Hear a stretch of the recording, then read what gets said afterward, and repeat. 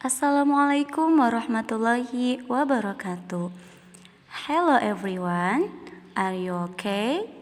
Sekarang kita akan belajar tematik subtema 4. Kakak-kakak lihat di buku paketnya halaman 84 tentang hidup rukun di masyarakat. Nah, hidup rukun di masyarakat ini salah satunya yaitu bergotong royong.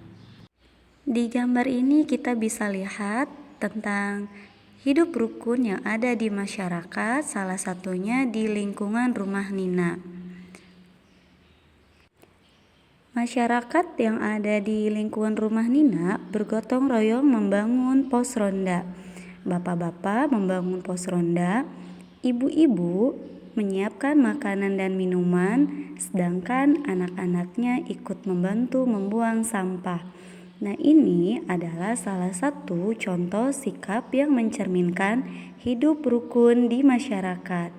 Sekarang apa saja sih yang akan kita pelajarin hari ini di subtema 4? Tujuan pembelajaran hari ini yang pertama kita akan mempelajari tentang kalimat penolakan, kemudian yang kedua yaitu kalimat persetujuan dan membuat prakarya. Materi yang pertama yaitu kita akan mempelajari tentang kalimat penolakan. Nah, kakak-kakak di sini ada yang tahu nggak apa itu kalimat penolakan?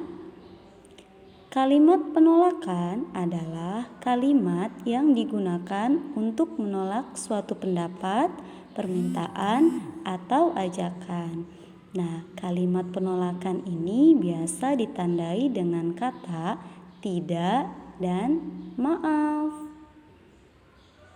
Sekarang kakak-kakak sudah paham kan arti dari kalimat penolakan? Kalau sudah paham, Miss akan memberikan contoh percakapan dari kalimat penolakan. Kuenya silakan Pak. Tidak, terima kasih nak, Bapak masih kenyang, nanti Bapak ambil sendiri. Nah, percakapan tadi antara Nina dan Bapak itu terdapat kalimat penolakan yang diucapkan oleh Bapak tadi. Sekarang Miss akan memberikan contoh kalimat penolakan dalam percakapan yang lain. Simak baik-baik ya kakak-kakak. Percakapan antara Dina dan Doni. Ayo kita ikut bergotong royong membersihkan lingkungan. Maaf, saya tidak bisa ikut bekerja bakti karena ada keperluan mendadak. Contoh lainnya. Malam ini kita ronda, Pak. Maaf, Pak, saya tidak bisa ikut. Nah, contoh percakapan yang ada di buku paket halaman 85 ini terdapat kalimat penolakan, yaitu kata maaf tadi.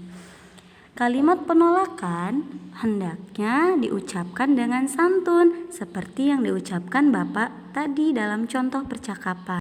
Kakak-kakak di sini harus mengetahui kalau kalimat penolakan itu berkaitan dengan jawaban, ajakan, atau permintaan dari seseorang. Jadi, kalau kita tidak bisa memenuhi permintaan atau ajakan seseorang, jawaban yang kita ucapkan itu yang dimaksud dengan kalimat penolakan. Sekarang Miss akan membacakan sebuah teks yang ada di buku paket halaman 86 tentang pos ronda. Perhatikan ya kakak-kakak. Pos ronda. Untuk menjaga keamanan lingkungan akan diadakan ronda malam bergiliran. Warga pun mengumpulkan dana untuk membangun pos ronda. Bapak-bapak, mari kita bergotong royong membangun pos ronda pada hari Minggu besok, ajak Pak RT. Maaf Pak, saya tidak bisa ikut karena akan dinas keluar kota, jawab Ayah Made. Tidak apa-apa Pak, kalau memang berhalangan, kata Pak RT. Saya akan ikut membantu, jawab Ayah Nina. Esok harinya warga bergotong royong membangun pos ronda. Nah kakak-kakak, dalam teks ini kira-kira terdapat kalimat penolakan atau tidak? Ya, betul. Ada, yaitu yang diucapkan oleh Ayah Made, yaitu pada kalimat, "Maaf Pak, saya tidak bisa ikut karena akan dinas keluar kota." Nah, gimana kakak-kakak? Sudah bisa memahami tentang kalimat penolakan?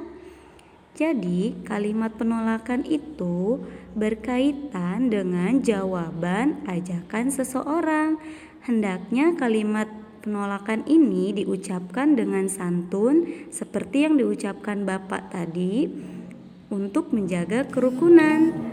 Dan penolakan yang baik dapat menghindarkan perselisihan. Itu tadi beberapa contoh dari kalimat penolakan. Mungkin kakak-kakak bisa memberikan atau membuat contoh kalimat penolakan lainnya. Sekarang kita akan masuk ke pembelajaran kedua, yaitu kalimat persetujuan. Kakak-kakak di sini sudah tahu belum apa itu kalimat persetujuan?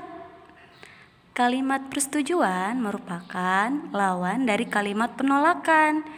Lebih jelasnya, kalimat persetujuan adalah kalimat yang menyatakan persetujuan atas suatu hal, biasanya ditandai dengan kata setuju atau dalam bahasa Inggris yes ya. Kita lihat percakapan berikut ini dan temukan kalimat penolakan dan persetujuan yang ada dalam percakapan yang akan Miss bacakan. Kalau di buku paket tematik, kakak-kakak bisa lihat di halaman 90, percakapan antara Pak RT, Ayah Nina, dan Ayah Tony. Simak baik-baik ya. Pak RT, "Lihat Pak, ubin di tempat lari pagi ini sudah mulai rusak." Ayah Nina, "Wah, betul Pak RT, ini bisa berbahaya untuk anak-anak." Pak RT, "Bagaimana jika kita bergotong royong mengganti ubin ini?" Ayah Tony, "Saya setuju Pak RT, demi kenyamanan dan keindahan lingkungan kita." Pak RT, "Bagaimana jika nanti malam kita bermusyawarah menentukan waktu dan biayanya?" Ayah Nina, "Maaf, nanti malam saya tidak dapat hadir karena harus mengunjungi kerabat. Bisakah diundur besok?" Ayah Tony, "Saya juga tidak dapat hadir Pak." Pak RT, "Baiklah, musyawarah kita lakukan besok malam saja." Nah, kakak-kakak, sekarang kita identifikasi atau kita cari nih mana kalimat persetujuan dan mana kalimat penolakan dari percakapan tersebut. Di sini kita bisa melihat kata setuju yang diucapkan oleh Ayah Tony. Dan kita juga menemukan atau melihat kata maaf dan tidak. Maaf yang diucapkan oleh Ayah Nina dan tidak yang diucapkan oleh Ayah Tony, seperti yang Miss tandai. Nah, di percakapan tadi yang kata setuju berarti kalimat persetujuan dan yang terdapat kata maaf dan tidak berarti menunjukkan kalimat penolakan. Selanjutnya kita akan mempelajari tentang membuat prakarya. Ada di buku paket halaman 87. Membuat prakarya menggunakan bahan dari alam. Contoh bahan dari alam seperti daun, bunga, biji-bijian, pasir, ranting, atau kulit kerang. Alat-alat yang digunakan contohnya seperti kertas gambar, pensil, gunting, cutter, dan lem. Miss akan menunjukkan bahan-bahan yang terbuat dari alam. Contohnya di sini ada daun dan bunga kering. Terus biji-bijian itu adalah bahan dari alam. Contoh karya yang sudah jadi seperti ini. Ya, itu aja materi pembelajaran hari ini. Mudah-mudahan bisa dipahami. Miss ucapkan wassalamualaikum warahmatullahi wabarakatuh. Tetap semangat.